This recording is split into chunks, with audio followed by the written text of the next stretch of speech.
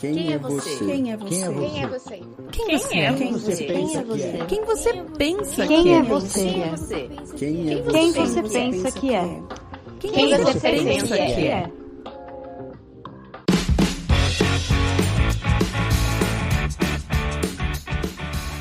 Fala aí, pessoas! Eu sou o Ricardo e esse é mais um episódio do Quem Você Pensa Que É podcast. Um podcast de personalidade e que supostamente tem inclinações filosóficas. Olha a cara de pau desse pessoal. Agora imagina só se o Cortella, medíocre, o Clóvis de Barros, felizmente eu não ando armado, ou o Pondé, porque o silêncio é uma manta que protege a estupidez. Houve uma parada dessa. Não, peraí um pouquinho. Já deu dessa vinheta, né, pessoal? Ah, muito grande. Sempre a mesma coisa. E a meia dúzia de gato pingado que sempre acompanha o Quem Você Pensa Que É podcast já conseguiu entender qual é a nossa proposta, não é não? Então, vamos logo para o que interessa? Quem você pensa que é? Será que você realmente é quem você pensa que é? Meu Deus, Ricardo! Bora descobrir?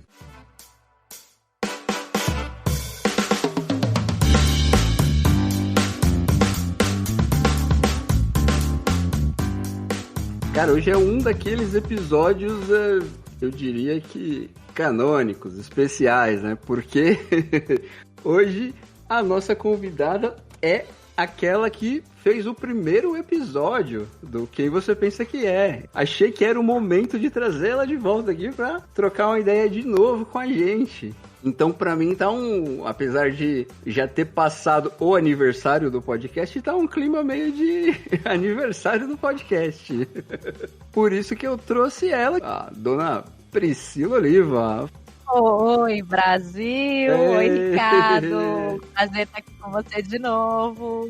Gente, faz quanto tempo? Olha, eu acho que comecei em junho de 2023. Acho que foi finalzinho de junho de 2023. 23, menino. O tempo tá passando muito rápido. Pois. Aí fica a pergunta, estamos envelhecendo na mesma medida? Nosso colágeno está indo embora na mesma velocidade ou né? Não? E é a pergunta que importa mesmo no final, né? É a pele, pô. Mas muito obrigada pelo convite, um prazer estar de volta. Desculpa a confusão de agendas que tivemos, porque a gente está tentando marcar isso faz tempo. Mas o importante é que deu certo, uma hora foi. Né? Pode crer. Priscila, você deve lembrar que eu tinha 2 perguntinhas para começar o podcast, né? Então... Ai, meu Deus! Eu preciso dizer que você foi premiada e eu mudei as perguntas. Ok. Então, vai ter que responder 2 novas agora, né? Mas eu acho que elas são menos polêmicas que aquelas lá que eu fiz da outra vez, sabe? Eu achei que tava no momento de mudar um pouquinho, né? A introdução. Essas são, acho que até mais pessoais, mas é bem tranquilo. Beleza? Pra começar, eu queria saber se tem uma coisa que você já tem definido na tua vida que você é ruim fazendo aquilo, sabe? Cara, isso aqui não bota na minha mão que não vai dar bom. Edição de vídeo. Eita. Para quem trabalha com conteúdo de internet, é sempre muito importante saber editar, né? Mas para mim, Ricardo, assim, edição é um bicho de 7 cabeças. Eu não consigo entender, não faz o menor sentido, não funciona, é assim, é uma lástima. É uma lástima. Eu não consigo entender.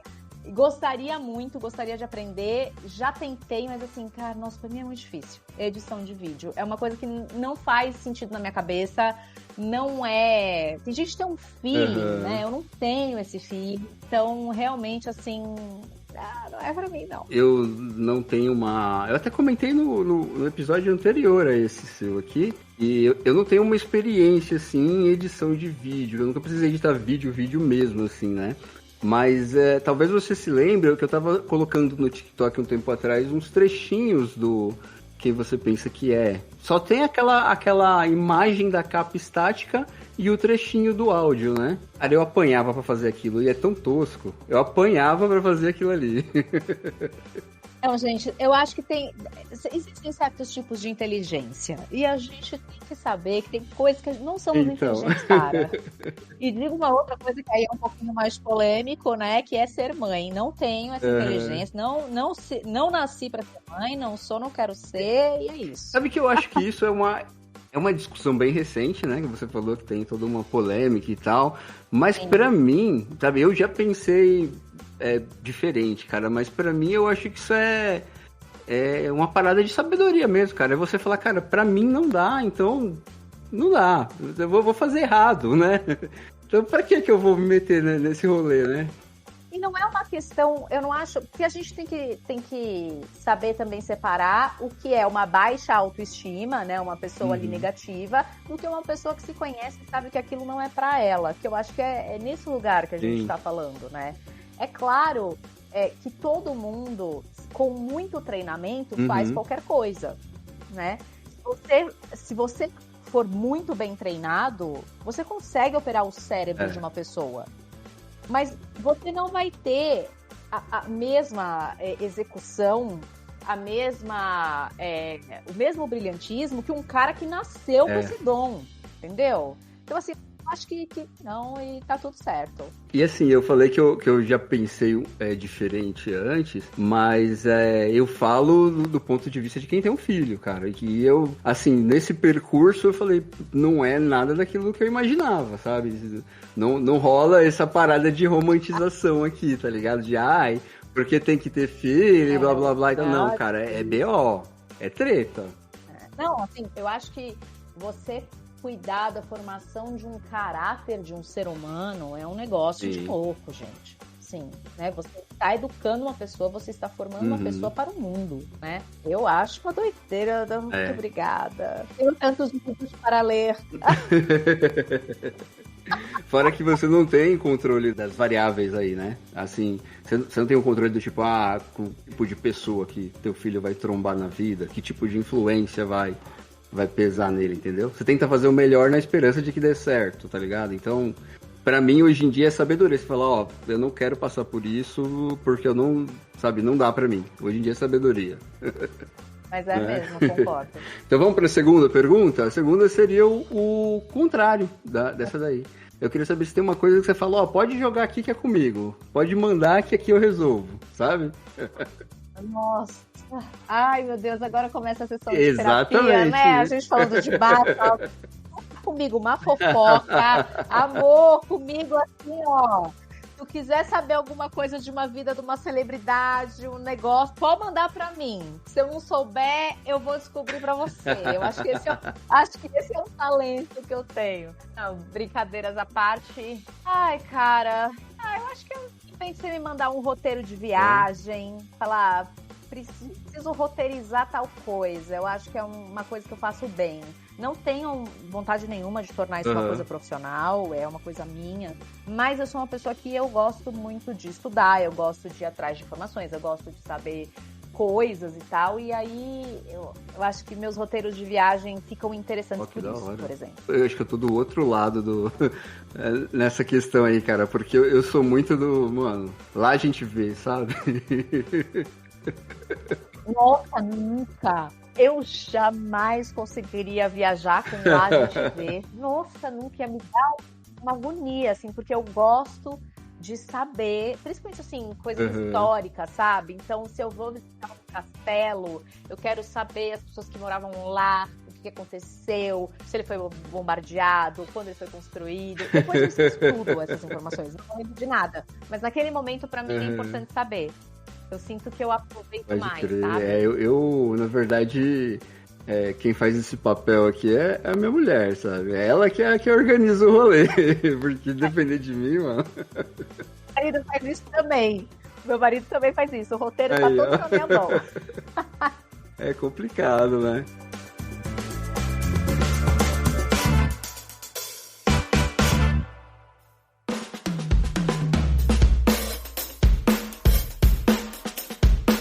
Eu queria aproveitar que você deu essa deixa sobre os roteiros de viagem e tal, e eu queria perguntar que você é uma pessoa que anda viajante, né?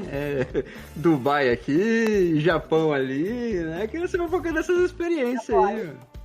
Obrigada a Deus. Não, então, vamos lá, eu sou uma pessoa que eu gosto de viajar, né? Porque tem gente que não gosta de viajar, eu acho isso um pouco estranho, mas tem gente que não gosta de viajar. Eu gosto de viajar, e aí veio essa surpresa de 2024 que meu marido está trabalhando em Dubai, né? E eu resolvi não me mudar definitivamente para lá, por conta de carreira. Eu tenho uma cachorrinha que demanda alguns certos cuidados, apesar de ser um lugar muito legal, né? Cachorro não é tão bem-vindo lá, né? Porque, segundo algumas escrituras do Islã, cachorro é considerado um animal impuro. Então, por exemplo, Então, isso significa que eles não andam no calçadão da praia, que eles não entram em parque, não vão em praças, não entram no shopping. Então, assim, tem algumas restrições muito grandes, que eu já tenho uma cachorrinha com um problema, a Aurora, que ela sofre de ansiedade de separação, ela não fica sozinha de jeito nenhum. Então, ela sempre precisa estar com um adulto, né? Para levar para lá também é um problema, porque as companhias aéreas que voam direto para Dubai, como por exemplo a Emirates ou a Qatar, que voa próximo, não aceitam cachorro na cabine de nenhum porte. E eu não vou despachar a minha cachorra num voo de 15 horas, nunca, jamais, em tempo algum, né? Então tem que ser todo um rolê para eu tentar ir via Turquia. Só que assim, aí ela só pode ir se ela vai de executiva, né? Aí tem que ir para Istambul, de Istambul para Dubai. Então, assim, neste momento, e por uma outra série de coisas, meu marido foi, mas eu resolvi ficar no Brasil. E aí, de tempos em tempos, eu acabo indo para lá, né? Quando a gente foi quando a gente foi em maio, né, de 2024, eu fiquei 3 meses, eu já conhecia Dubai. Eu tinha estado em Dubai em 2018, porque a gente passou uma parte da nossa lua de mel lá. Então eu fiz toda essa parte da mudança com meu marido, achar apartamento, enfim, resolver todas essas coisas de uma mudança mesmo. Voltei pro Brasil. Nisso que eu voltei pro Brasil, meu marido teve umas questões na empresa que ele trabalha e ele foi mandado pro Japão para cobrir uma pessoa no Japão ele está lá, na verdade, até hoje. De agosto até agora, janeiro, ele ainda está no Japão. Então, quer dizer, olha como as coisas acontecem de forma, né? Se eu tivesse ido para Dubai com ele, eu estaria sozinha em Dubai. Sozinha no Brasil, né? Então, e aí meu marido foi pro Japão. Então, ele está trabalhando no Japão lá temporariamente. A base dele continua sendo Dubai. E a gente tinha estado no Japão em 2023. Nós estivemos no Japão em 2023. Fantástico, foi uma viagem maravilhosa. O Japão é um dos lugares do mundo que eu mais amo. E aí eu falei, nossa, olha que interessante. Vou passar um mêsinho lá. E aí eu fui agora, final de ano, pro Japão. E o Japão é maravilhoso, é incrível. É uma viagem que eu recomendo para todo mundo. Deveria conhecer o Japão, porque é simplesmente fantástico. Eu lembro que a primeira viagem que você fez pro Japão teve uma parada bem turística mesmo, né? Que você foi em templo, né? Você fez vídeo, vários posts, né? Sobre, né? Tinha um roteirinho mesmo, igual você falou aí, né? Do roteirinho de viagem, né? Essa segunda vez eu tinha, mas não tinha tanto, assim, porque eu fui para ficar meio que um mês e eu falei, eu quero meio que aproveitar free, sabe? E obviamente sempre fica um monte de coisa para trás, porque precisa de uma vida, né, para conhecer tudo. Mas continuei indo em templos, porque eu sou apaixonada pelos templos, pelos santuários budistas, e enfim, é maravilhoso, assim, o Japão é encantador. Eu vi o vídeo no TikTok, que você deu uns rolês em Tóquio, né, que tem as lojas mais famosas do Japão, coisas do tipo, né? Porque meu marido ficou baseado em Tóquio, a gente viajou para alguns lugares, mas a maior parte do tempo eu passei em Tóquio também. E, cara, tem uma loja no Japão chamada Don Quijote, a Donki para os íntimos. Gente, é uma loja incrível que tem tudo. Tem de tudo que você pode imaginar vende na Donki, até brinquedinhos sexuais. Mano. Quando eu falo tudo mesmo, assim, de produtos de limpeza a eletrônicos, é assim, é um grande magazine que vende de tudo. É uma loja super famosa no Japão e acho que um dos maiores pontos turísticos do Japão é a Don, que é incrível. Você não consegue... E assim, você fala, nossa, só vou passar lá porque eu preciso pegar um negócio. Aí, não, eu só vou passar lá porque eu preciso. Não, eu só vou passar lá porque é maravilhoso. Que da hora. Eu adoro. Não é, eu acho que você deve ter presenciado estando lá. Não tem um negócio que eu já vi bastante gente falando e assim, eu no caso só observei assim, pelo que eu vejo na internet e tal, né? É bizarro como eles conseguem viver, cara, num lugar que é absurdamente futurista e ao mesmo tempo absurdamente tradicional no rolê da antiguidade e tal, né?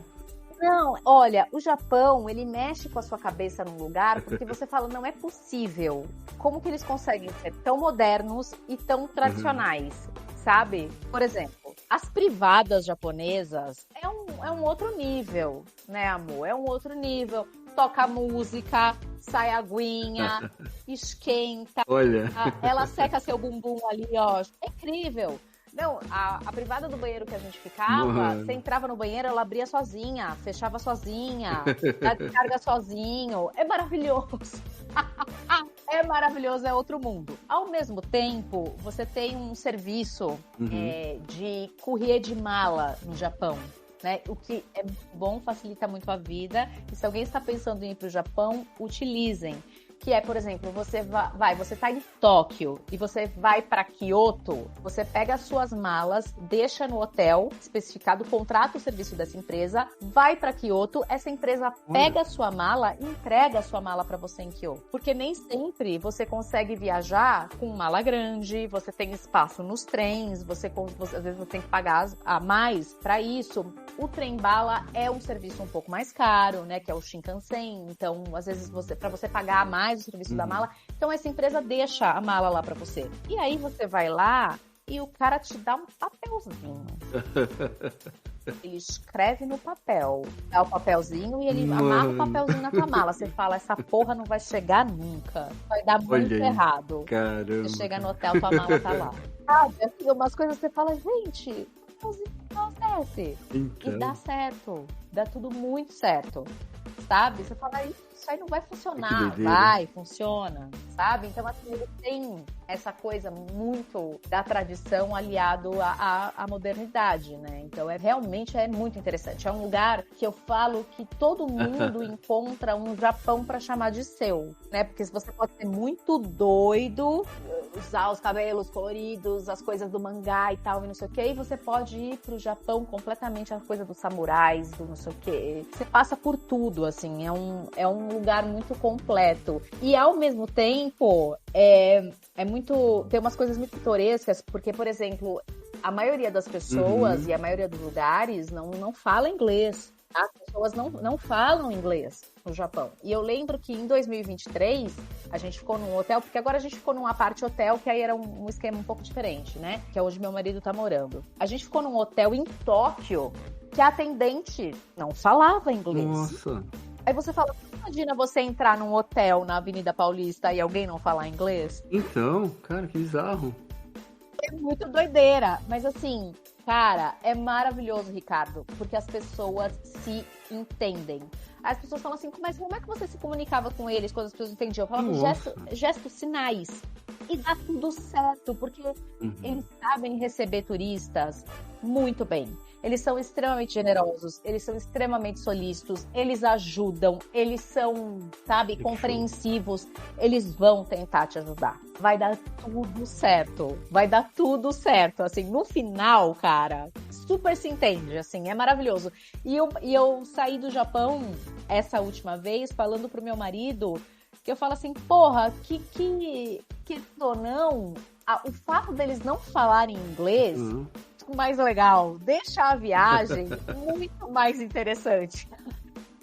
Às vezes ele vem assim, ó, no restaurante, ele vai falar em japonês com você, ele não vai estar entendendo o que você está falando, mas ele vai continuar te respondendo em japonês. Vai dar certo, cara. Vai dar certo. Você não precisa ter medo, vai dar tudo certo. Eu não sabia disso aí. adoro, cara, eu amo o Japão. Eles são muito maravilhosos, assim. Obviamente que as pessoas que moram lá têm uma outra visão, né? Quando você mora lá, você é um estrangeiro, é diferente. Mas eles, de fato, a gente precisa reconhecer que eles são um país que recebe turista, assim... Eles são de uma educação, de uma generosidade, de um acolhimento que é maravilhoso, assim. Eu sou louca pelo Japão. E essa parte do... Eu acho que aí vai ser bem parecido com aqui, né? Mas me parece que essa parte, tipo, da pegada de Tóquio, de ser futurista e tal, e ter todo tipo de gente... Hoje, aqui no Brasil, tem um pouco disso, se você vem em metrópole, né? São Paulo e tal, assim, né? Mas, assim, a impressão que eu tenho olhando de fora é que é um lugar meio sem limites nesse sentido, né? Tipo, cara, você pode ser o mais estranho que você quiser aqui, que é na sua. Tudo bem, tá tudo certo. Seja você... E eu acho muito doido, porque, assim, eles têm uma preocupação enorme com o não incomodar o outro. O respeito ao espaço do outro. Mesmo numa grande metrópole, como uma megalópole, na verdade, né? Como é Tóquio. É muito doido. Eu tenho umas gravações no meu telefone. Se você quiser, depois eu te passo. Eu quero. Entra no metrô abarrotado às 7 horas da noite, 6:30 da tarde. Nossa. E é um silêncio sepulcral, assim. Não tem um barulho. Porque lá você não pode falar no telefone. Dentro de metrô, dentro de trem. Você não pode ouvir música alta. O espaço é de todos. Você não pode incomodar ninguém. Então, assim, e eles são, assim, tem uma fila, tá todo mundo em fila. É uma organização que é um negócio impressionante. E que eu acho que colabora para Tóquio ser um lugar muito legal e muito acolhedor, mesmo sendo esse caos, né? Mesmo sendo caótica, porque eu acho que toda grande cidade é caótica, essa organização dos japoneses, esse espaço, esse respeito ao espaço do outro, torna a cidade acolhedora, de uma certa forma, sabe? Que maneiro isso, cara. Faltava tanto aqui, né? Aqui a gente briga pelo básico do básico, né? Tipo, mano, bota um fone, pelo menos, né? Não, hoje você não vai mais na praia, né, Ricardo? É, absurdo. Você vai na praia e tem tipo uma disputa da galera com aquelas caixas de sons enormes, cada um tocando uma música que você fala, cara, eu só queria ir na praia. Eu só queria dar uma desligada, né? Eu acho que até o próprio conceito de lazer do cidadão brasileiro médio é estranho, né, cara? Porque se você vai exatamente pensando em desligar, a praia não é o lugar pra desligar mais, cara. Como que o cara relaxa com uma caixa de som do lado, gritando forró e funk ali do lado, a milhão? Exato. E aí vem muito uma questão cultural mesmo, né? Porque o japonês, ele tem essa coisa da contemplação, né?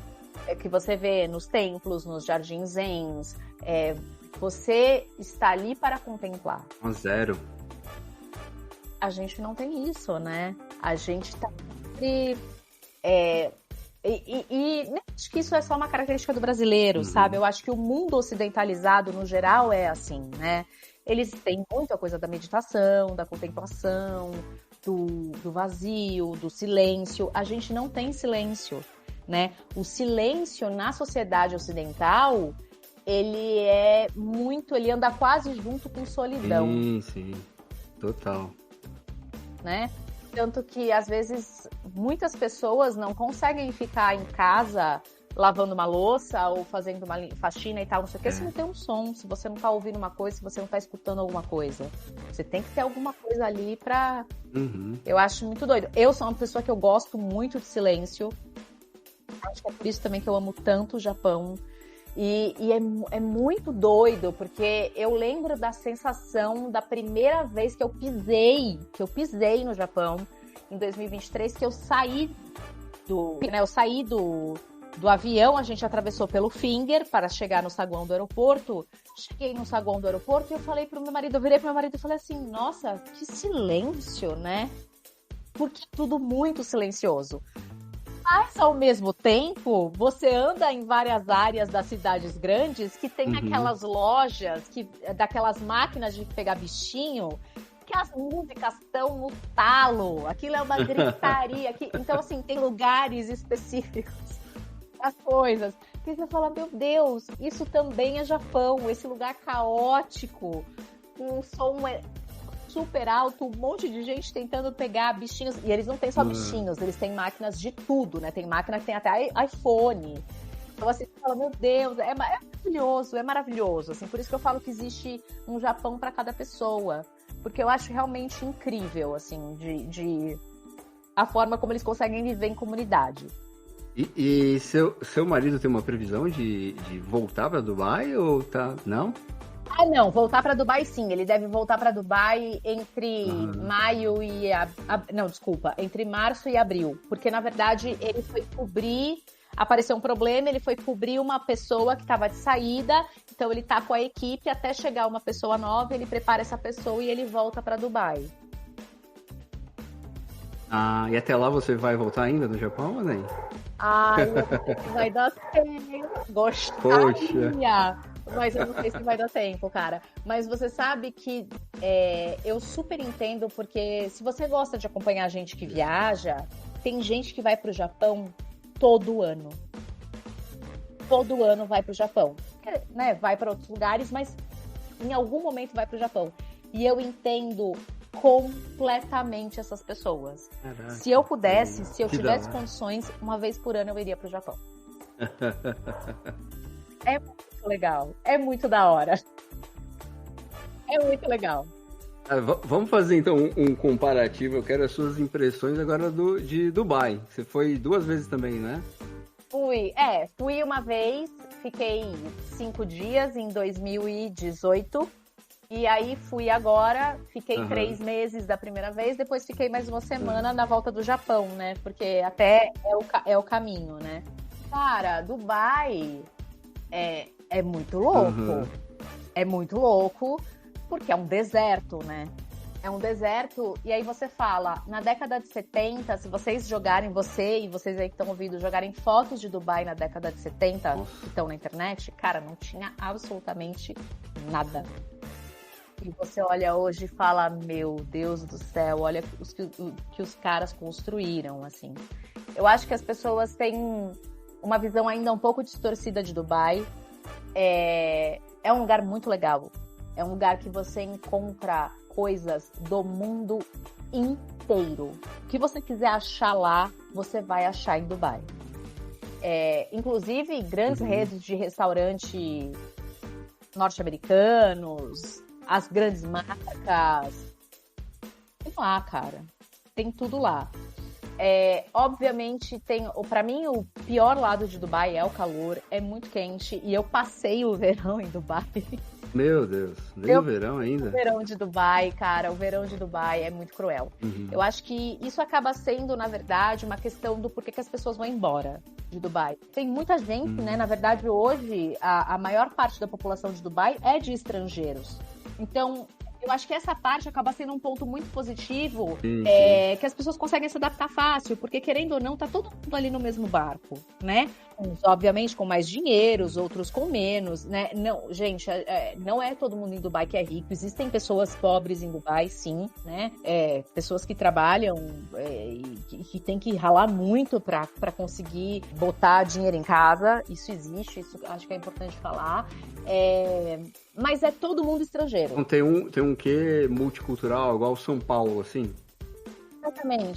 Exatamente. Então, assim, cara, pra você, para as pessoas são muito gentis também, muito acolhedoras também em Dubai. Então é como se fosse bem-vindo ao barco. Não vai ser fácil, mas aqui, a gente tá aqui, nós estamos juntos, sabe? Eu sinto muito isso lá. Cara, eu gosto de Dubai.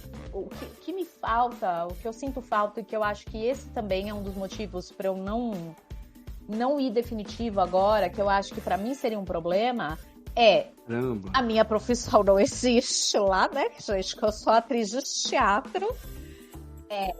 Aham. A gente sabe que o teatro, né, meu amor? O teatro, ele é contestador. Natureza, né? O teatro tá aí pra expor as hipocrisias da sociedade, né? Então, vai rolar, né?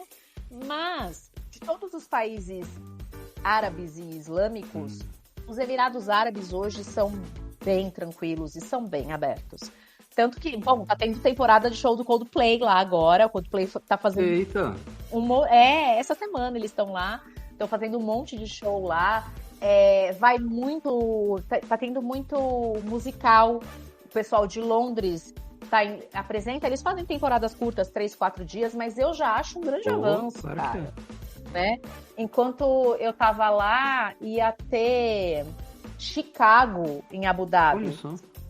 Cara, Chicago tem a Roxy Hart, que ela mata o cara que tá com ela. Uhum. Você fala, é maravilhoso, né? Então, assim, em alguns lugares, em algum lugar a coisa tá andando, né? Mas ainda essa parte cultural, de museus, de coisas pra fazer, tem, mas não é muito. Então, pra mim, ainda é um lugar que eu falo, esse pra mim acho que é um grande ponto negativo de Dubai. Quem é de humanas ia ser mais complicado. Exatamente, a galera de humanas sofre um pouquinho mais, assim. Tem um contraste lá, porque eu, assim, também minha impressão, olhando das coisas que eu vejo, assim, é que me parece uma coisa muito, apesar do que você falou de ter gente de todo tipo de classe lá, me parece que é uma coisa de luxos absurdos, assim, de ser uma coisa fora do normal. Mas tem de tudo. Mas é que é um luxo muito absurdo que às vezes a gente não tá acostumado a ver aqui. Ou quando a gente vê muito pouco. Ou quando a gente não vê com a liberdade que se tem lá. Entende? De você, cara, você tem sei lá, Lamborghini, você tá andando na rua de boa ali. Você vai parar sua Lamborghini na rua de trás, se você quiser, tá tudo certo, né? Você vê, assim, pessoas andando com joias, aí você anda nos shoppings e você vê as coisas que vendem, os carros, o dinheiro hoje, uma boa parte do dinheiro do mundo, de fato, está em Dubai. E eu acho que isso contribui muito pra gente ter essa ideia de que tudo é um luxo, é um glamour e tal, mas existe pessoas pobres, né? E toda a questão das pessoas que trabalham, por exemplo, na construção civil. A maior parte da população dos Emirados Árabes hoje são de indianos e paquistaneses, né? Você tem muitos deles na alta sociedade, mas a grande maioria deles está nos cargos de serviço. Quando você olha os cargos de serviço, você vê muitos indianos e muitos paquistaneses. Isso quer dizer alguma coisa, né? Então, assim, cara, existe os dois mundos, né? Eu não faço parte da galera ricona. Gostaria, quem sabe um dia a gente chega lá. Né?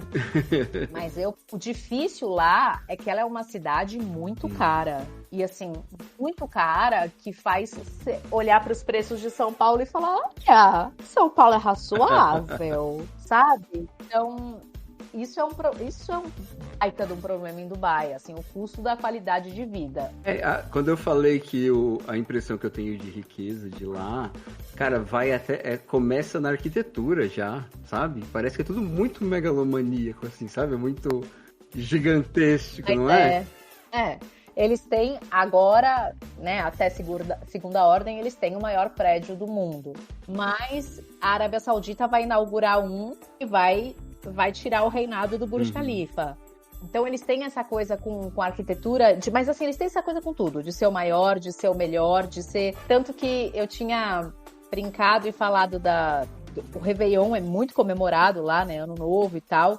Até o Natal, depois se quiser eu falo disso também, da questão do Natal. E aí eu brinquei e falei, nossa, eu não sei como que eles não entraram na disputa de ser a maior queima de fogos do mundo. Aí eu sigo uma brasileira que mora em Abu Dhabi, que é o Emirado ali próximo, né, de Dubai.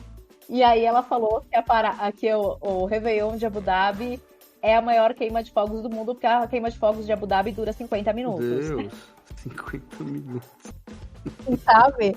Tipo, tudo é o maior, tudo é o melhor, tudo é...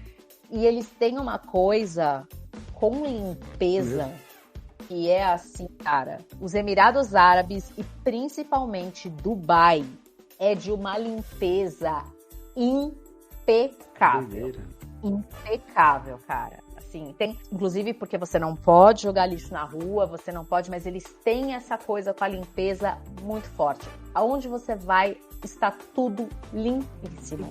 Assim, é um capricho, assim. Diferente isso daí, né? Diferente porque, nesse sentido, eu lembro o Japão, né? Que o Japão também tem muito esse queijo, né? Sim, o Japão também. Se bem que Osaka, pra mim, foi uma decepção, cara. É mesmo? Achei Osaka muito suja. Isso. Muito suja. Tinha muito lixo na rua em Osaka, muita pichação, muita... Nossa, eu achei... Olha, se eu posso falar uma cidade do Japão que eu não gostei, eu vou falar Osaka. Assim, eu não voltaria. Eu, Priscila, não voltaria. A única coisa que eu vi em Osaka que eu falo, puta, eu acho que vale a pena vir até aqui é o castelo de Osaka, que é maravilhoso, é linda. Mas assim, eu achei a energia da cidade esquisita, sabe? Achei uma energia estranha. Não me pegou. Mas Tóquio, cara, é limpíssima. Tudo que a gente ouve falar, né? Desde a Copa aqui, que veio aqueles japoneses que ficavam limpando o estádio quando...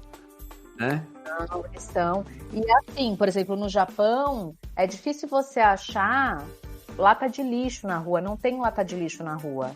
Então, as pessoas andam com um saquinho e elas jogam um saquinho dentro da bolsa ali e tal. E quando tem muito 7-Eleven, Lawson, essas redes, né, de lojas, enfim. Ai, como é que chama? Tem um nome isso? Conveniência? Obrigada. E lá você encontra lixo. Então, se você passar por uma delas, você só entra, joga teu lixo lá e tal. Mas assim, é um cuidado, né, que a gente tem. E eu fico muito triste nisso, porque eu vejo, eu não tem essa coisa, não tem essa tara de ficar metendo o pau no Brasil, não. Mas eu falo, a gente às vezes fica discutindo tantas coisas e, tipo, a gente ainda não aprendeu a jogar o lixo no lixo, sabe? A gente não aprendeu um basiquinho ali, Eu diria né? até que o que a gente falou antes sobre respeitar o espaço do outro também, a gente não tem o básico disso aí, cara. Tem um básico, é vizinho, assim, seu, não tá nem aí pra você, cara. Você quer falar sobre isso? A gente pode fazer um podcast só sobre isso. Eu tenho questões aqui também. Eu acabei de mudar pra essa casa que eu tô agora. Cara, tem um bar do outro lado da rua, tem vizinho que gosta de ouvir um som aqui daquele jeito. É tenso. Nossa, cara, eu fico muito puta da vida com isso. Eu fico muito puta da vida com isso, cara. Acaba com o ânimo. O que eu acho pior, na verdade, é que assim, eu achei errado já o volume das coisas, né? Assim, eu acho que não tem necessidade, né? Mas eu tenho a impressão que, estando dentro de um limite do horário do dia, assim, tá, a gente lida com isso, tá num horário comercial, eu diria, né? Mas aqui, por exemplo, onde eu moro, cara, não tem respeito pra depois do horário ainda, tá ligado? Tem gente que quando acaba o horário comercial é a hora que começa o som, tá ligado? Aí pra mim é pior, porque pra mim é um desrespeito maior ainda, sabe? Não, é bizarro, cara, assim, é muito... E assim, as pessoas estão tipo, foda-se, só importa o meu, né? Nossa, que loucura, cara. Eu acho muito louco. Isso, a ideia do respeito ao espaço do outro que é inexistente, sabe? Não, é zero. Eu acho que isso aí faz até mais falta do que a limpeza do nível do Japão, sabe? Então, é porque eu acho que uma coisa puxa a outra. Verdade, puxa mesmo. Mas assim, se tivesse que escolher entre as duas, você tem essas duas. Eu preferia o... Agora, sabe uma coisa que eu acho bizarro? Tanto no Japão quanto em Dubai, o que eles fumam de vape. É mesmo? Muito. E aí é uma coisa que eu falo, cara, o Brasil tá, anos-luz na frente. Porque o Brasil, a gente é muito mais safo pra falar, cara, isso faz mal, não sei o que, nananã. eles fumam muito, muito. Em Dubai, no Japão eu não sei por que tem tanta essa cultura do vape, mas em Dubai acho que é muito porque eles fumam narguile, né? Que eles chamam de xixa. Eles já têm isso na cultura deles, e aí o vape é só tipo a xixa que eles podem levar pra tudo quanto é lugar. Que doideira. E não tem, assim, não tem um trabalho do tipo, cara, isso aí é mais perigoso do que cigarro, nada desse gênero lá?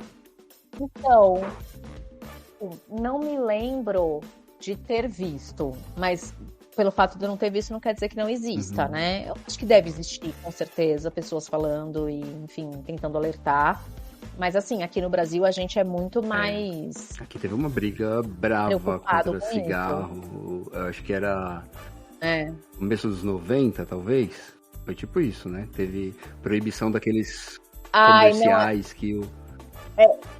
eu acho que um pouquinho mais pra frente. Ali quase perto dos 2000 já, eu acho. Aí não podia mais aqueles comerciais dos caras no jet ski, do cowboy, aquela palhaçada toda. Por exemplo, tem muito no Japão, tem as máquinas de cigarro, sabe? Igual essas máquinas de bebida, que você encontra em tudo que é lugar, tem aquelas máquinas, né? E tem as máquinas de cigarro também. Em compensação, você não pode sair fumando na rua. Não pode fumar na rua. Você tem lugares específicos onde você pode fumar, que são os fumódromos, né? Parece um ponto de ônibus, tá assim, no meio da rua, parece um ponto de ônibus fechado, mas as pessoas entram lá pra fumar. Você não pode sair fumando, né? Mas eu acho que eles fumam muito no Japão, mesmo com todas essas restrições. Estamos na frente nesse sentido. Eu acho. E se a gente for comparar com a Europa, então, nossa senhora, né? Aí, cara, a gente tá muito na frente. Estamos anos-luz na frente, Eu acho né? até que a nossa referência, quando começou a fumar, vem desse rolê meio Europa, né? Porque eu lembro de pessoas que me... Isso é bem mais velho que eu, no caso, né? Mas eu lembro de pessoas que me falaram que quando mais se fumou no Brasil, tinha a ver com cinema, novela e coisa assim, porque todo mundo fumava o tempo todo, né? Todo mundo fumava. Todo mundo fumava o tempo todo, e criava aquela aura de, o cara ali é o bad boy, é o descolado, porque ele tá lá com o cigarro na mão e tal, né? As mulheres eram chiquíssimas, né? Fumando e tal, então tinha essa coisa. Acho que já veio de lá, né? Aí a gente conseguiu cortar um pouco depois, mas já veio desse rolê cultural, né? Cinema e tal. Não, mas nesse sentido, assim, a gente é muito mais evoluído, cara. A gente é muito mais... Estamos na frente aí. Dá pra comemorar que em alguma coisa, pelo menos, a gente tá na frente.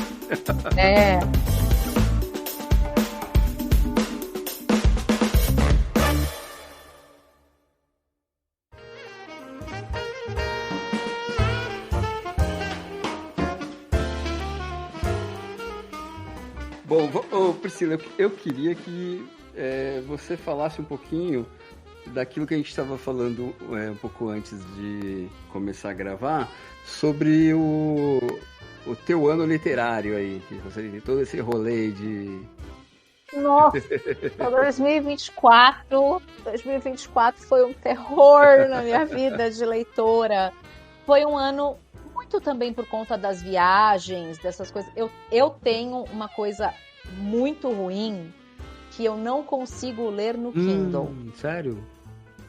E eu tenho um bom iPad, mas eu não consigo ler. Eu não tenho capacidade para me concentrar naquilo que eu tô lendo se eu não estou lendo no papel. Então isso é um problema. Eu não tenho essa coisa do tipo, eu não considero Kindle livro. Sim, Kindle é livro. Eu gostaria muito de conseguir ter um Kindle para levar para todo lugar. Então isso também me impede, porque não dá para eu encher a mala de livros e falar, vamos rodar o mundo. Levei alguns, de fato, mas é mais difícil essa coisa de eu preciso do papel, e aí eu tô lendo e eu tô grifando e eu tô anotando no papel. Pra mim, assim, cara, tudo que eu vou ler na tela, mas você sabe que até texto de teatro eu preciso ter o texto impresso. Eu não consigo estudar o texto se ele não tá na minha mão. Então tem isso também. E foi um ano que, assim, minha cabeça muito cheia de coisas. Então eu li 19 livros. Eu não tô falando que, nossa, meu Deus, eu não li nada. Eu sei que estou acima da média muito ainda, de muita gente, de muito que é a cultura do país e tal. Isso não me faz melhor do que ninguém, tá, gente? Só tô comentando assim uma questão pessoal. Mas nos outros anos eu lia 37, 38, 40. Eu li bem menos esse ano, né? E eu acho que esse ano também teve uma questão, porque eu não li muitos bons livros, sabe? Eu li muita coisa... Meia boca. E não me agradou. Eu li muita coisa ruim. Eu tava aqui olhando na estante aqui do lado, tentando ver o que eu li o ano passado. Cara, bem escasso, viu? Eu tava comparando aqui, foi bem escasso o meu também. O que você leu assim que você gostou, que você falou, puta, isso... O que eu achei melhor, eu até peguei ele aqui pra te mostrar, porque eu acho que eu até faria uma indicação dele no podcast mesmo, que é, vê se você consegue ler, tá ao contrário, né? Inspiração? Não, Expiração. Esse cara aqui, ele é o cara que escreveu o conto daquele filme A Chegada, que tem a Nicole Kidman, que é do... Sabe? Que eles tentam entender o idioma de uma nave alienígena que chega na Terra, sabe? Pra tentar se comunicar. E gira em torno dela. Ele que escreveu o conto, Ele escreveu o conto que virou o filme, né? Cara, e os contos desse cara é muito bom. Ele é... Falando aqui, ele tem, além de escritor, ele tem formação em filosofia e ciência da computação. E aí é A Chegada o nome do filme mesmo, é com a Amy Adams, né? E as histórias dele, é tudo conto, né? Esse é um livro de contos também, essa inspiração. Eu gosto de conto. Bom, né? Porque eu acho legal. É bom porque é mais rápido também, né? Eu tenho um desfecho mais rápido, né? Então, eu achei que as histórias deles mistura muito esse negócio da ficção científica mais filosófica, sabe? Eu gostei demais, mano. Gostei demais. E é muito louco, porque vai muito de uma coisa que a gente tava falando no off também, porque é mais rápido. Só que aí você vê o cara escrevendo uma história mais rápida, é uma história, tipo, muito boa, que não tem lacuna. Aí você fala, tá vendo? Quando as pessoas escrevem bem, elas escrevem bem, né? E, a meu ver, esse é um grande problema. Vou repetir, porque eu não tenho problema de falar isso. Hoje eu acho um grande problema no mercado literário brasileiro. Eu vejo muita gente escrevendo roteiro. Aí você fala, gente, para ser um livro, precisa trabalhar muito nesse texto ainda, sabe?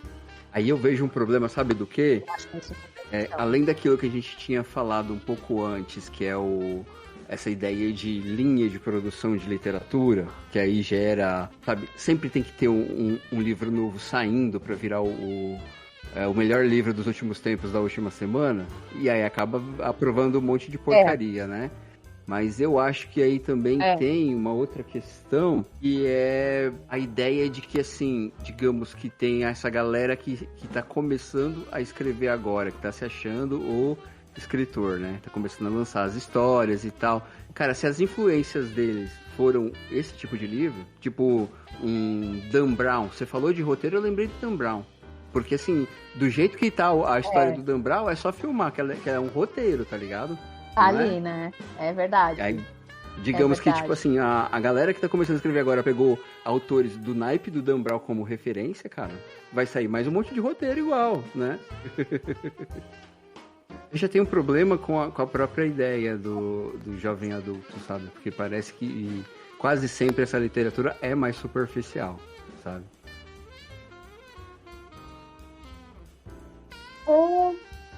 Eu entendo um lugar, mas eu li umas coisas interessantes. Por exemplo, aquele Você Ligou para o Sam. Tem muita gente que detesta esse livro. Eu achei ele tão legal, cara. Acho que ele pode ser um livro porta de entrada tão bom.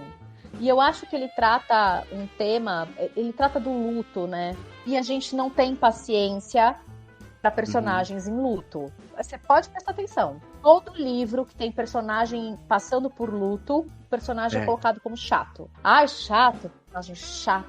Você fala, a pessoa está passando por luto. Porque a gente não tem isso, amor. A gente não dá o direito de viver o luto na sociedade.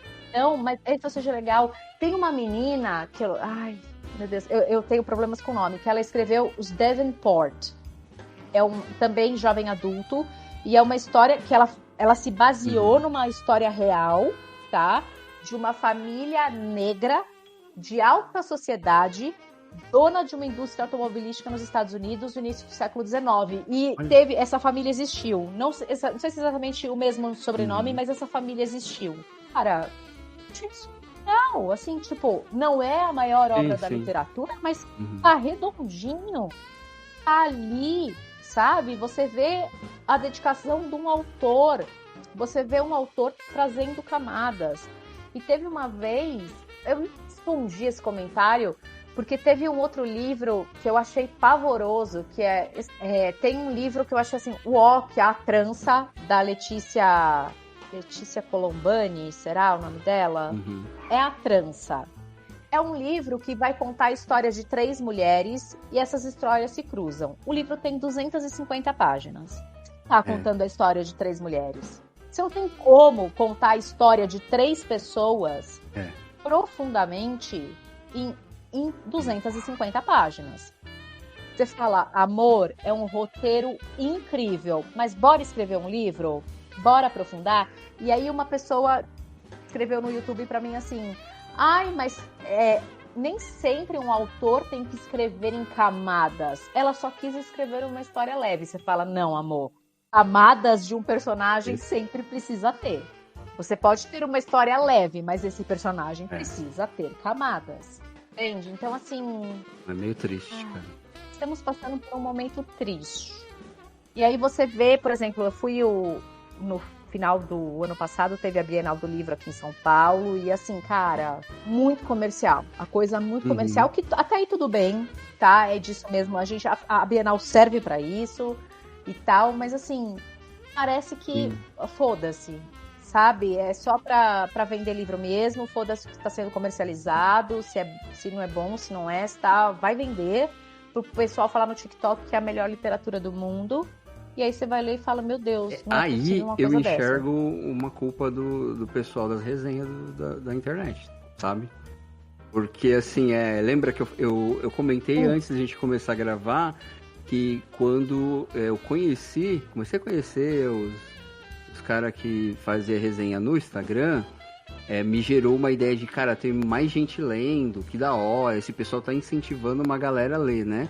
Mas eu comecei a observar que talvez seja uma característica da geração, mas o que se criou não foi tipo, cara, estamos criando leitores, estamos criando trends. A moda é ler esse livro, então esse é o livro do momento. Tá ligado?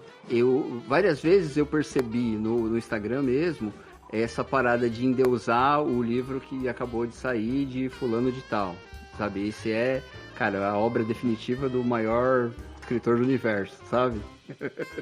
É foda. Eu entendo o que você tá falando. É isso mesmo. E aí, tipo, se o mercado editorial, se ele fica meio que se retroalimentando disso, sabe? O pessoal incentiva uma modinha, aí o mercado responde a isso. Fala, eles querem modinhas, porque estão incentivando. Não, tanto que hoje, assim, com todo o respeito do mundo, mas na Bienal foi isso, todo o stand, os principais livros eram de café, gato, livro, Japão. Sério? É a temática. É a temática do momento. Livros que se passam um café no Japão ou na Coreia, e aí ou tem os gatos, ou tem não sei o quê, ou tem... Cansativo, hein? Veio muito puxando por conta dos meus dias na livraria Morisaki, né? Que gente, assim, eu acho que foi a minha decepção literária, porque eu fui esperando tudo desse livro e você falar... Essa propaganda é cruel, né? Porque podia ser um bom... Ele seria um bom livro infanto-juvenil. Eu não cheguei a ler esse, cara, mas eu acho que essa propaganda, ela tá quebrando as pernas, porque aqueles que eu falei pra você no começo da gravação da Dark Side, pra mim também a maior parte deles foi tipo, cara, eu tava esperando uma coisa muito além da curva e eu achei um negócio assim, legalzinho, distraiu, sabe? Sim. Aí é complicado. E ninguém aqui tá falando que a gente tem que ler as grandes obras da literatura só, né? É bom sempre a gente frisar isso, que eu também eu morro de preguiça dessa galera que também está na internet falando sobre livros, que só é livro se é alta literatura. Não, só é livro se é E aí clássico. entra outra Não, discussão, gente, para. porque eu acho assim, isso eu aprendi quando eu fazia o Estante Infinita ainda, a gente falou com o Literatone lá, e ele mandou na conversa uma parada que ele falava assim, cara, por que a alta literatura é eurocêntrica? Porque só o que foi feito na Europa é a grande obra da humanidade, sabe? Se tava todo mundo fazendo ao mesmo tempo, né? Você tem grandes obras na África, na China, na Índia, só a Europa que é os grandes pensadores, exatamente. Né? Aí Não, é difícil, cara. E a gente tem isso muito puxado, sabe, ainda, do que é arte, do que é literatura, do que é cinema, né? Então, é complicado. É complicado, mas eu sei lá, eu vejo como um momento triste, mas eu acho que tem uma hora que a coisa vai retomar, sabe? Eu acho que você tem, sim, como tratar de temas leves, você não precisa fazer sempre uma literatura que vai pensar e que vai ficar filosofando sobre o mundo, mas eu acho que, acima de tudo, os livros precisam ser bem escritos. É fundamental isso aí. Acho que é isso. Então, agora a gente pode falar das coisas muito boas, né? Carla Madeira é maravilhosa, gente. Os livros dessa mulher são incríveis. Walter Ugumãe é muito bom. Se a gente for falar de uma coisa mais thriller, mais coisa assim, que a gente ainda tem o King vivo, que é livro Stephen King, mas aqui a gente tem o... como é que ele chama? Peraí que eu vou pegar o nome dele. Rafael Montes, brasileiro, escreve super bem. Cara, eu conheci a escrita do Rafael Galo em 2023 e eu tô, assim, alucinada. Ele ganhou o Saramago, o prêmio Saramago de literatura, com um livro chamado Dor Fantasma. É um dos melhores livros que eu li na minha vida, cara. O Rafael tem uma escrita, assim, impecável, sabe? E não tem metade da publicidade, metade das pessoas falando do livro, Em sabe? 2023, o que eu falei que eu peguei de ruim o ano passado da Dark Side, em 2023 foi o contrário. Os que eu peguei da Dark Side eram de autores nacionais, sabe? Era aquele da Paula Feb, o Vantagens que eu vi na morte do meu pai, muito bom. Teve a Hã? Eu preciso ler. Não leu ainda? Ele é muito bom. É muito bom. Recomendo, viu? É a Verena Cavalcante, que fez aquele catálogo de... Como é que é? Peraí que eu... Rapidinho. Pra lembrar o nome. Inventário de Predadores Domésticos. Muito bom também. É da Verena Cavalcante, ó. Muito bom também. Tem um outro cara que chama... Eu esqueci o nome do autor. O livro chama Porco de Raça. Saiu junto esses três. Porco de Raça? Saiu junto esses três. O da Paula Feb, o da Verena e o dele. Saiu quase no mesmo tempo, assim. Aqui, peraí. Tentei achar aqui na estante, mas aqui tá meio bagunçado. Hã? Bruno Ribeiro. Isso, ele mesmo. Bruno Ribeiro. Ele mesmo. O livro é muito bom, sabe? Bem legal mesmo dele, né? Isso aí em 2023. Eu peguei mais coisas interessantes na própria Dark Side do que no ano passado. O ano passado, pra mim, foi bem fraquinho nesse sentido. Eu acho que o ano passado foi esquisito. E não foi só a gente, não. Porque eu converso com muita gente, né? De produção literária, de coisa, de tal. E, mano, a mesma vibe. Assim, a galera lendo menos e também falando, puta, o que é isso que a gente tá lendo? Aí complica, né? Aí complica. Mas eu acho que, assim, embora tenha um lado bem negativo no quesito qualidade de produção, talvez... seja um efeito colateral. As pessoas lerem menos, né? Sabe, tipo, cara, não tá dando isso aqui. E isso aí acaba que não é tão ruim no final das contas, né?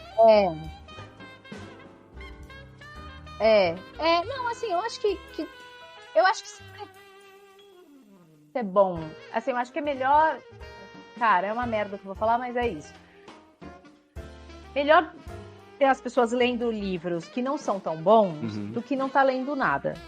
Porque eu acredito muito na questão de que um livro chama outro, sabe? Então eu acho que uma hora a pessoa vai acabar esbarrando, encontrando com outro livro ali e tal, e que às vezes pode mudar o rumo do caminho. Então assim, cara, entre você ler um livro que não é tão bom e você não lê, eu prefiro que você leia um livro que não é tão bom. Eu falo no quesito de, cara, assim, a ideia que eu falei de ter virado uma grande trend as coisas, sabe? Eu estou lendo só o que está na moda e tal. De repente, se isso diminuir um pouco, talvez, não tô falando, tipo, todo mundo pare de ler o livro agora porque todo mundo tá seguindo modinhas. Não é isso, sabe? Eu falo assim, que de repente o interesse nesse tipo de obra tenha diminuído. E talvez isso leve a pessoa, né, a procurar coisas melhores. Com certeza. Com certeza. E aí vem nossa grande síndrome do vira-lata, né? Que teve que vir uma gringa que leu Machado de Assis, que leu Dom Casmurro para falar o quão brilhante é. Aí você fala, gente, a gente grita isso pro mundo há anos, mas se a gringa falou que é bom, aí tá falado. É bizarro, velho. É bizarro.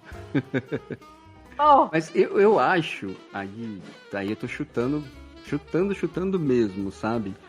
Eu acho que a gente não tem nenhum tipo de incentivo pra gente gostar mais da nossa própria cultura, sabe? Não, e aí começa, já falando aqui de Machado de Assis, começa pelos livros de base. Cara, se dá, às vezes, um Machado de Assis, um José de Alencar, para uma criança de 11 anos, 12 anos para ela ler, ela não vai ler, gente.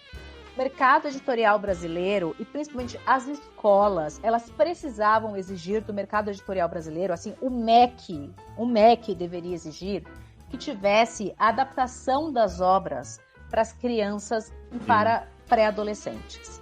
Aí a gente já começa a conversar. Porque se você olha, por exemplo, na Inglaterra, ou você olha nos Estados Unidos, você olha em outros países da Europa, cara, tem histórias de Shakespeare para criança.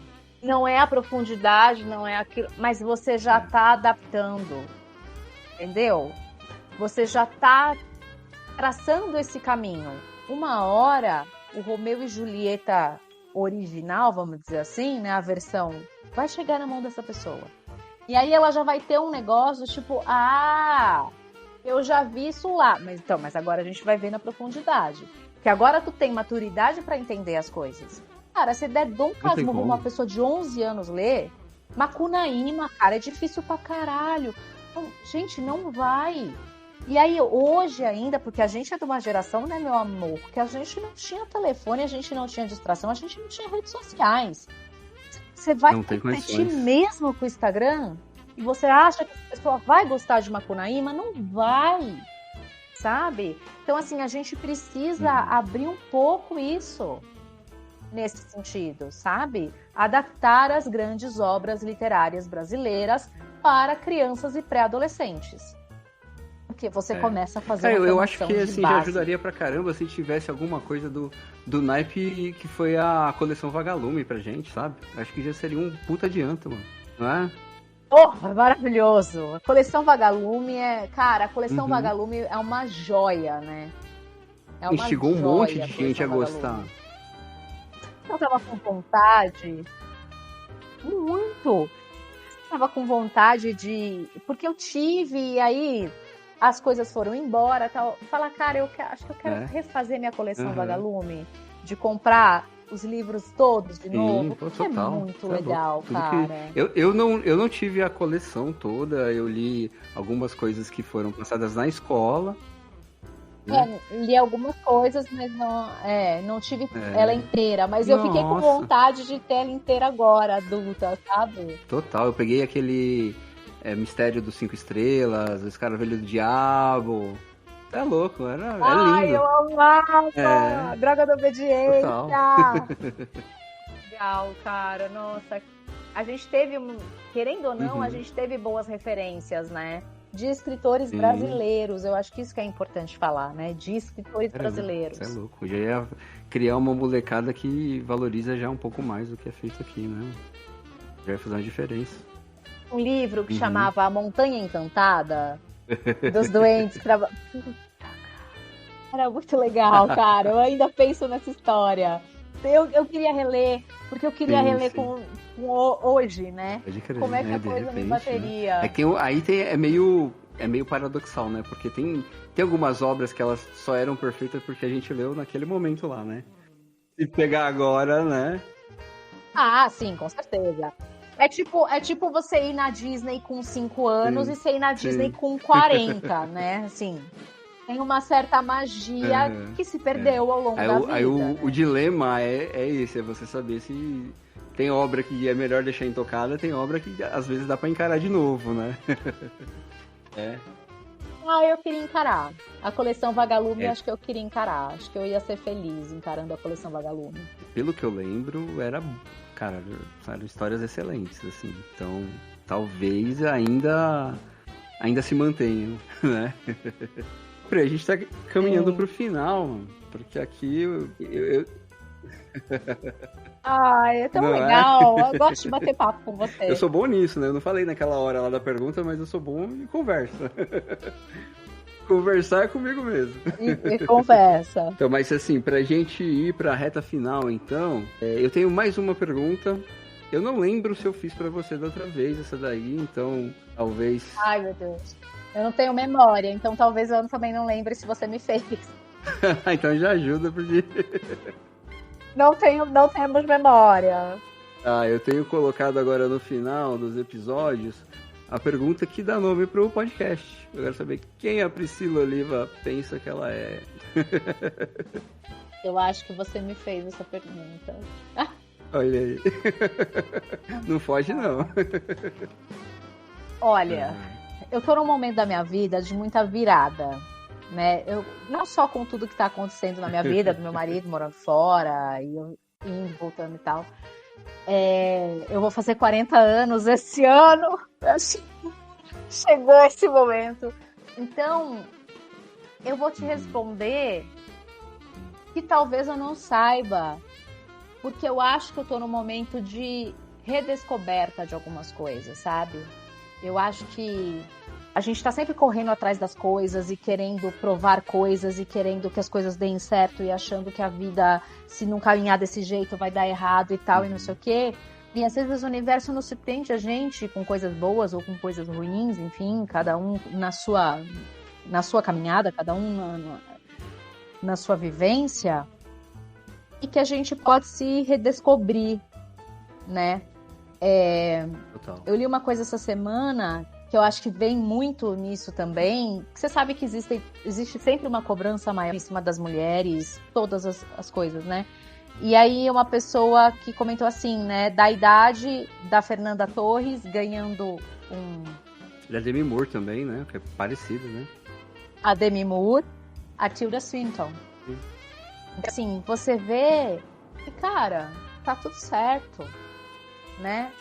Você tem muita lenha pra queimar ainda, né? Porque há 20 anos atrás, uma mulher de 40 anos... Acabado, né? Então, fim da carreira, né? Era bem isso mesmo. Não, eu tinha uma impressão quando eu era... Aí não era falando só de mulher, era no geral. E acho que isso é muito... Eu acho que é muito característico da idade, né? Porque eu tinha a impressão quando eu tava entre 15 e 20 anos que 40 era tipo o fim do trilho mesmo, No sabe? geral. No final da viagem, sabe? E aí eu te respondo, sem menosprezar a sua pergunta, eu te respondo que talvez nesse momento da minha vida eu não saiba quem eu sou, mas eu tô num caminho para redescobrir. Show. Que isso. Respondeu muito bem, pô. Deixa eu te perguntar uma outra paradinha aí, é só pra indicar um negócio. Você já ouviu um podcast que chama Pós-Jovem? Não. Não? O André Felipe participou aqui do Quem Você Pensa Que É também, que é o apresentador do Pós-Jovem, sabe? E a proposta dele, aí eu indico também pra quem tá ouvindo e tal, porque eu acho maravilhoso, né? Até o episódio também que ele participou, pra quem quiser conhecer, exatamente essa ideia que a gente tá debatendo aqui de você não é mais novo, mas você ainda não é velho. Você tá no meio daquele, sabe, daquele limbo. Aquele limbo do tipo, cara, o que é isso aqui, sabe? E aí a proposta dele é falar com pessoas que tá mais ou menos nessa fase da vida, de tentar entender, mano, como é que você tá levando isso aí, né? O que é isso pra você e tal. Cara, tem muito episódio bom, excelente mesmo, sabe? Eu indico tranquilamente. E acho que talvez até te ajude nessa caminhada. Pô, com certeza, né? Com certeza. Nossa, eu vou ouvir. Eu vou ouvir o Pós-Jovem. Gosto dessa temática. E então a gente vai encerrar, cara. Muito obrigado de novo por você estar aqui. Nossa, eu que agradeço. O bate-papo é sempre uma delícia, gente. Ai, é muito bom. Obrigada mais uma vez pelo espaço, pela consideração, por tudo. Ricardo, desculpa a confusão de troca de datas, enfim, mas dá certo. É isso. Tranquilíssimo. E saiba que você será convidado novamente, hein? Vamos. Quem sabe numa próxima a gente fale mais de livros, porque nossa vida literária vai estar melhor. Tomara. Então, pessoal, essa conversa maravilhosa, eu acho que rende muitas outras ainda, como falei pra Priscila, mas por hoje vai ser isso, né? Então, um abraço e até a próxima. Tchau.